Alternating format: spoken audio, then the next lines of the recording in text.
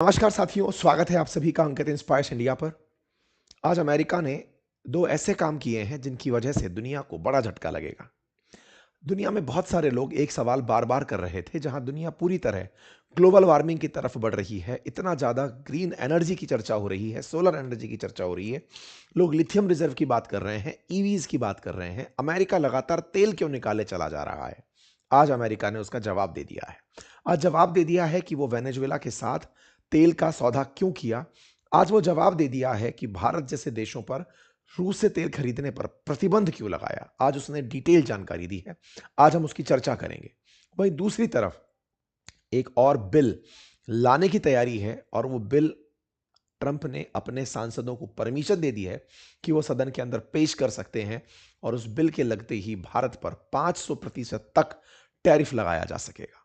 भारत पर 500% तक टैरिफ। दूसरा, भारत के सौर गठबंधन को, जिसमें 120 देश शामिल हैं, जो भारत ने सोलर अलायंस बनाया था, उससे अमेरिका बाहर निकल गया है। एक साथ इतने बड़े नुकसान भारत को होना, क्या इंपैक्ट है इसका, ना केवल भारत पर बल्कि दुनिया पर, आज के सेशन में जिक्र करेंगे। आप सभी जानते हैं कि जिस तब जब से वेनेजुएला से मादुरो को उठाया गया है, तब से इनके हौसले बुलंद हैं और इनके हौसलों की बुलंदी अब दुनिया के देशों पर सीधे सीधे थ्रेट के रूप में देखने को मिल रही है। कुछ दिनों पहले इन्होंने ग्रीनलैंड को थ्रेट किया, मैक्सिको को थ्रेट किया, कोलंबिया को थ्रेट किया, क्यूबा को थ्रेट किया, ईरान को थ्रेट किया। इन सब के साथ ये थ्रेट खेल रहे हैं। अमेरिका के द्वारा जितनी भी थ्रेट्स हैं, उन पर हमने ऑलरेडी सेशंस किए हैं। हमने आपको सेशंस में जानकारी दी है कि ईरान को क्या बोला, ग्रीनलैंड को क्या बोला। ऐसे में ये थ्रेट बढ़ते बढ़ते अब भारत तक का पहुंची है। भारत तक जो थ्रेट पहुंची है, उसमें 500% टैरिफ की बात की गई थी, जो बहुत पहले की गई थी। उसके लिए अब बिल लाने की मंजूरी दे दी गई है। इसका मतलब ये हुआ कि अगर भारत रूस से तेल खरीदता रहा तो 500% तक टैरिफ इन्हें देना पड़ेगा। इतना ही नहीं, ट्रंप ने दुनिया के 66 इंटरनेशनल ऑर्गेनाइजेशन से अमेरिका को बाहर निकाल दिया है। 66 इंटरनेशनल ऑर्गेनाइजेशंस जिससे बाहर निकाला गया है, उनमें हमारा इंटरनेशनल सोलर अलायंस भी शामिल है। जिससे बाहर निकलकर ट्रंप ने यह बता दिया कि वो ग्रीन एनर्जी नहीं चाहता। वो नहीं चाहता कि सोलर एनर्जी पर काम हो। वो नहीं चाहता कि पर्यावरण संरक्षण हो। वो नहीं चाहता कि दुनिया ये समझे कि आने वाला समय ईवी का है। अगर ट्रंप है तो आने वाला समय तेल का है, और तेल से अगर दुनिया बर्बाद भी होती है तो अमेरिकियों के लिए उसने ग्रीनलैंड ढूंढ लिया है। अमेरिकियों को ले जाकर वो ग्रीनलैंड पर बसा लेगा। बाकी लोग अपनी जैसी चाहें स्थिति में रहें। अमेरिकियों ने मार्स की तरह ग्रीनलैंड को अपना टारगेट बना लिया है, जहां पर खूब पीने का पानी है, बढ़िया ठंड है। दुनिया ग्लोबल वार्मिंग से अगर बर्बाद भी होती है तो पैसे वाले अमेरिकी ग्रीनलैंड जाकर शिफ्ट हो जाएंगे। बाकी गरीबों के लिए अमेरिका चिंता नहीं करेगा।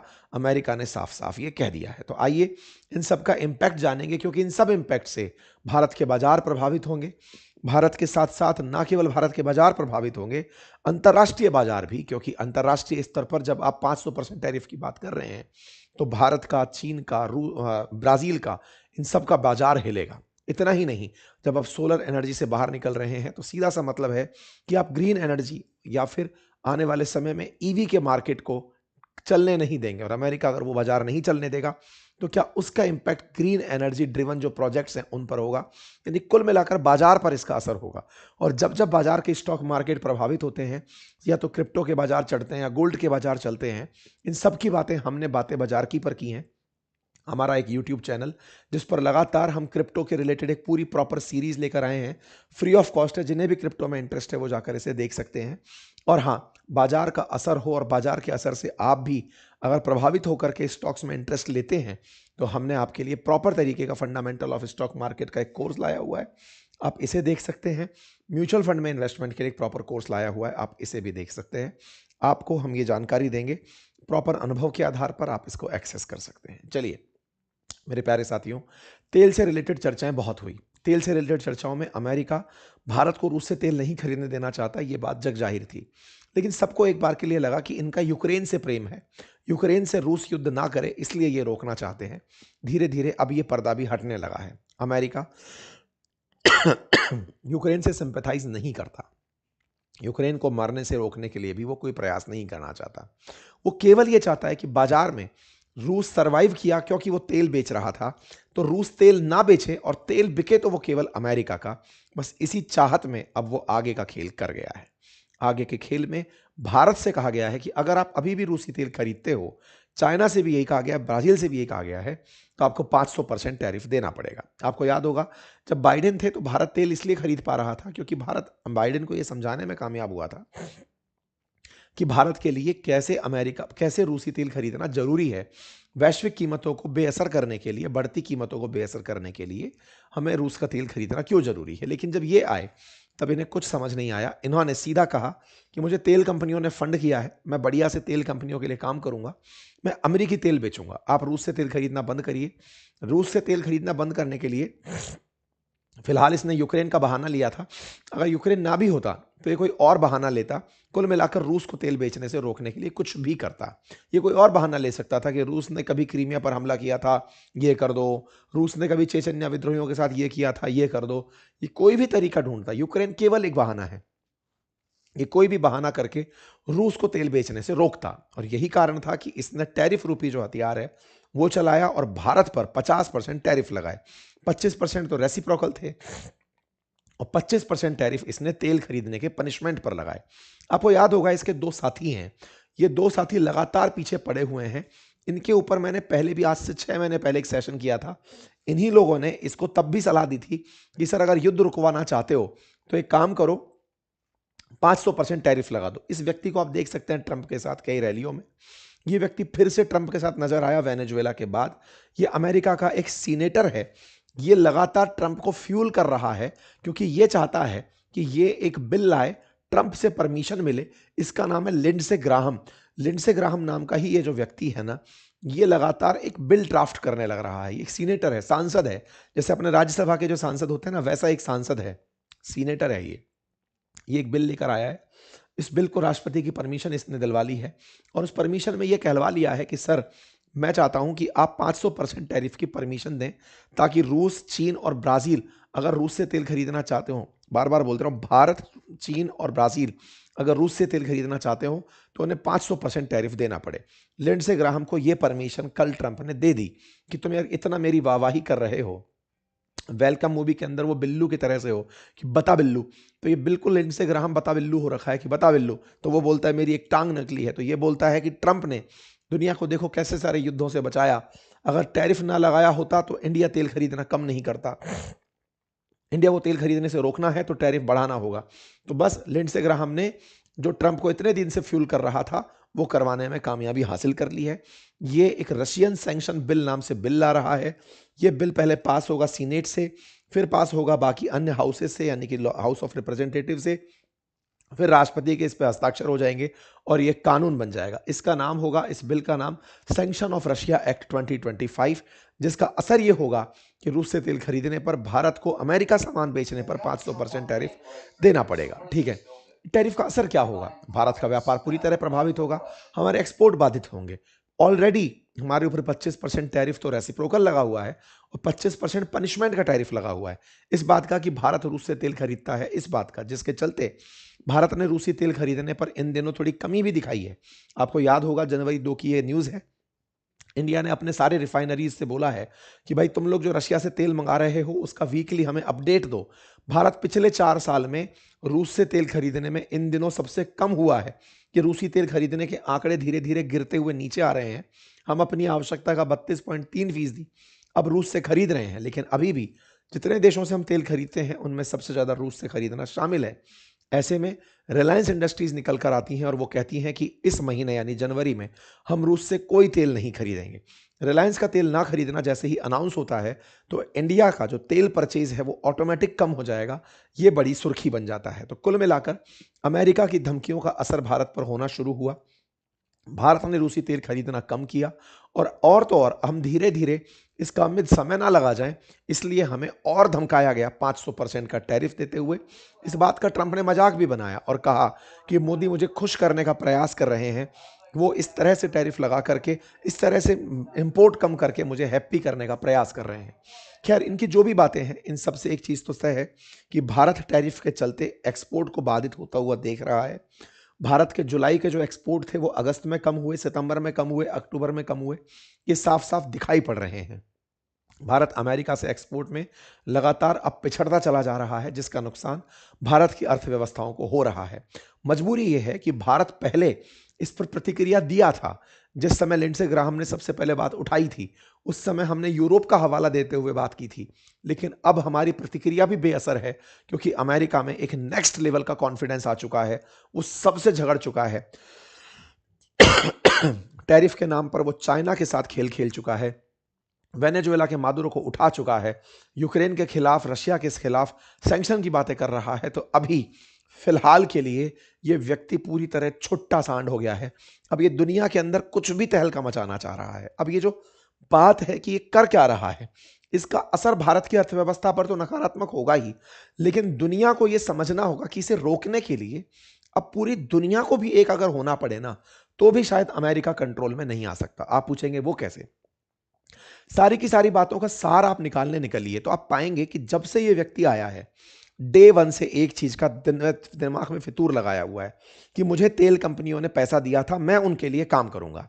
उनके लिए काम करूंगा तो अमेरिका का तेल बिकना चाहिए। और अमेरिकी तेल कंपनियों ने दुनिया भर में जहां जहां फैक्ट्री लगाई हुई है, रिफाइनरी लगाई हुई है, वहां से तेल निकल के आना चाहिए। तो इसने बकायदा प्रॉपर तरीके से वेनेजुएला पर जो हमला प्लान किया, वो असल में वेनेजुएला का कब्जा इसीलिए था ताकि वो तेल निकाल सके। बहुत से लोगों के दिमाग में प्रश्न आया। कल हमारे पास एक बहुत ही अच्छा कमेंट लिखा हुआ आया कमेंट बॉक्स में कि सर एक बात बताइए, दुनिया तो एक तरफ ग्रीन एनर्जी की तरफ बढ़ रही है, सोलर एनर्जी की तरफ बढ़ रही है, लेकिन अमेरिका तेल के पीछे क्यों पड़ा हुआ है? इसके पीछे का कारण मैं आपको आज समझाता हूं। असल में अमेरिका को दुनिया से कोई मतलब नहीं है। वो पूरी तरह से अब हाइड्रोकार्बन्स पर वापस लौट रहा है। ये उसी जमाने में लौट रहा है जब पेट्रोल से, कोयले से काम हुआ करता था। इसका मानना है कि जो मेरे पास रिसोर्सेस हैं, पहले मैं उनका कंप्लीट दोहन करूंगा, उन्हें कंज्यूम करूंगा। फिर आप पूछेंगे दुनिया के और देश भी ऐसा करने लगेंगे। भारत जैसे देश, चीन जैसे देश, इनके पास तेल है नहीं। इन्हें तेल मंगाना पड़ता है। तो हम तो तेल मंगा के खर्च करेंगे। इसके पास तो तेल है और नहीं है, तो इसने कब्जा कर लिया। तो तेल को कब्जा करके ये पहले उस तेल को बेच के पैसे कमाना चाहता है। सर लेकिन इस तेल को बेचने से तो बहुत ज्यादा दिक्कत हो जाएगी। दुनिया के अंदर पॉल्यूशन बढ़ जाएगा, ग्रीन ग्रीन ग्लोबल वार्मिंग बढ़ जाएगी, टेम्परेचर दुनिया का बढ़ जाएगा, ग्लेशियर्स पिघल जाएंगे, अतिवृष्टि बढ़ने लगेगी, समुद्र का जल स्तर बढ़ने लगेगा। अरे ओवरऑल क्या होगा ये बताइए? ओवरऑल यही होगा ना कि इंसान जी नहीं पाएगा। ये चाहता भी नहीं है कि आप जिए। अमेरिका का मानना है कि केवल अमेरिका बचना चाहिए, दुनिया सारी समाप्त हो जाए, कोई दिक्कत नहीं है। इसी की प्लानिंग में ये लोग ग्रीनलैंड की तैयारी कर रहे हैं। इनका मानना है एक दिन समुद्र स्तर बढ़ेगा, ग्लेशियर्स पिघलेंगे, तापमान बढ़ेगा, सब कुछ होगा, कोई बात नहीं, तो रहने लायक ग्रीनलैंड बचेगा, वहां जाके रह लेंगे। थोड़े दिनों बाद ये ग्रीनलैंड के बाद अंटार्कटिका की बात करेंगे कि अंटार्कटिका जाकर ले लेंगे, वहां पर रह लेंगे। दुनिया में सब चीजें हमेशा के लिए थोड़ी होती हैं और हर व्यक्ति हमेशा के लिए नहीं है। तो ट्रंप उस मानसिकता के साथ अभी फ्यूल को, पेट्रोलियम फ्यूल्स को बर्न करने में लगे हुए हैं। और बर्न करने में इसने जो पागलपन दिखाया है, पूरी दुनिया जिस भी तरह से बर्बाद हो, ना जाने कितने देश इनके इस पागलपन के चलते डूब जाएंगे, बर्बाद हो जाएंगे, ना जाने कितने देश समुद्र में समा जाएंगे, ना जाने कितनी नदियों में बाढ़ आएगी, ना जाने कितने लोग प्यास से मरेंगे, ना जाने कितने जंगलों में आग लग जाएगी, लेकिन इस व्यक्ति को कोई फर्क नहीं पड़ता। इसका इसने एक प्रमाण दिया, और प्रमाण ये कि ये 66 इंटरनेशनल ऑर्गेनाइजेशन से कल रात बाहर निकल गया। ये 66 इंटरनेशनल जो ऑर्गेनाइजेशंस थी, उनमें से एक इंटरनेशनल सोलर अलायंस भी था जो भारत ने बनाया था, जो दुनिया के अंदर सोलर एनर्जी की अलग जगा रहा था कि दुनिया सोलर एनर्जी, रिन्यूएबल एनर्जी में आगे बढ़े, ईवीज में आगे बढ़े, दुनिया किस तरह से इलेक्ट्रिक व्हीकल्स को, इसने 66 ग्रुपों से बाहर निकाल दिया। उसमें से 35 तो नॉन यूएन ऑर्गेनाइजेशन थे, लेकिन 31 यूएन के ऑर्गेनाइजेशन थे। अभी कल परसों हम और आप यूएन को लेकर के इसको क्रिटिसाइज कर रहे थे कि यूएन क्या करेगा। ये यूएन के 31 गठबंधनों से खुद ही बाहर निकल गया। बोलता है कि सुनिए बात ऐसी है, यूएन की कोई प्रासंगिकता नहीं है। कौन है यूएन? क्या ही जरूरत है उस यूएन की? क्योंकि आप वेनेजुएला के केस में कह रहे थे ना कि यूएन के अंदर बैठक बुलाई गई है, अमेरिका के खिलाफ बातें हो रही हैं, अमेरिका पर एक्शन लेने के लिए दबाव बढ़ाया जा रहा है। इसने कहा मैं हुई नहीं तुम्हारा सदस्य, क्या बिगाड़ लोगे मेरा? अमेरिका अब ऊपर चला गया है, इतना ऊपर कि अब ये लिखते ही अमेरिका फर्स्ट है और अमेरिका ही सर्वे सर्वा है। इन्होंने बकायदा लिख दिया कि हम अमेरिका फर्स्ट की नीति अपनाते हुए इन फालतू की चीज़ों से, जो वेस्टफुल इंटरनेशनल ऑर्गेनाइजेशंस हैं, हम इसमें से निकल रहे हैं, ये यूजलेस हैं, ये एंटी अमेरिकन्स हैं, इन्हें हमें रखने की ज़रूरत नहीं है। इस तरह से अमेरिका ने खुद को यहाँ से बाहर निकाल दिया। विड्रॉल ऑफ वेस्टफुल, इनइफेक्टिव और हार्मफुल इंटरनेशनल ऑर्गेनाइजेशन। सोचिए, अमेरिका के हित में नहीं है तो हार्मफुल है। ये वही अमेरिका है जो कभी लोकतंत्र की बातें किया करता था, ये वही अमेरिका है जो पर्यावरण की बातें करता था, मानवाधिकार की बातें करता था। अमेरिका ने ट्रंप के नेतृत्व में खुद को वहां से पूरी तरह बाहर निकाल लिया है। इन 66 ऑर्गेनाइजेशन में 17 केवल क्लाइमेट, एनवायरमेंट और एनर्जी से जुड़े हैं। यह जवाब है उस प्रश्न का जो अक्सर आप पूछा करते हैं कि ये तेल के पीछे क्यों पड़ा है, क्योंकि इसको पर्यावरण की कुछ नहीं पड़ी है।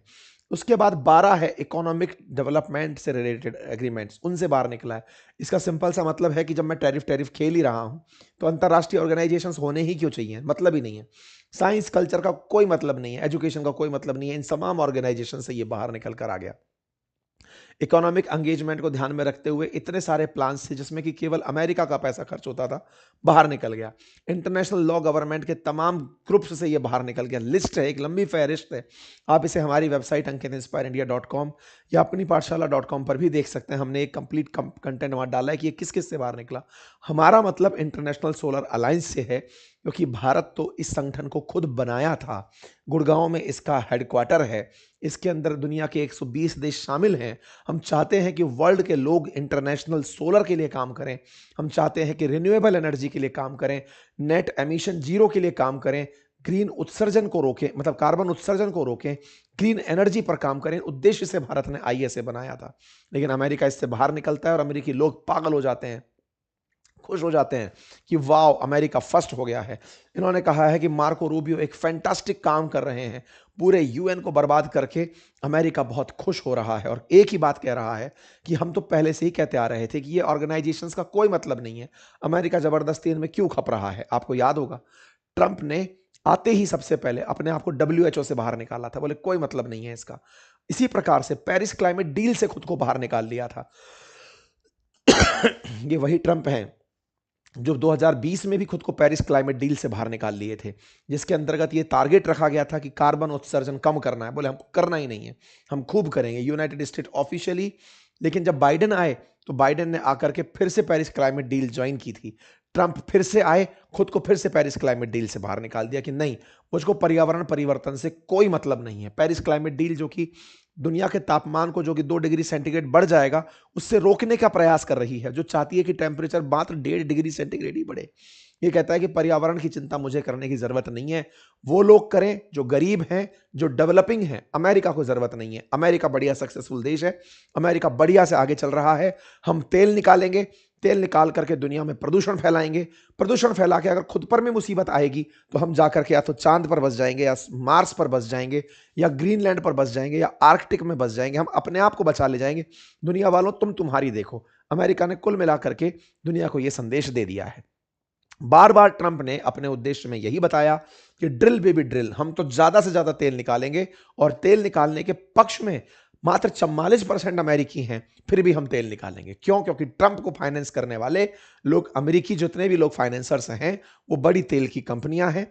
और ऐसे में क्रॉनिक कैपिटलिज्म की क्या हाइट हो सकती है, वो दुनिया ने देख ली। अब बड़ा सवाल बनता है कि सर एक बात बताइए, क्या कोई कुछ कर सकता है इसका? मतलब कि क्या इंडिया रोक देगा अपना तेल खरीदना वहां से? क्या ये दुनिया वाले लोग अमेरिका पर आधारित हो जाएंगे? देखिए, अमेरिका को लोगों ने पनपने दिया है। 200 साल से अमेरिका चल रहा है। सेकेंड वर्ल्ड वॉर के बाद से लेकर अब तक लगभग 80 साल से अमेरिका ने अपना सिक्का जमाया है।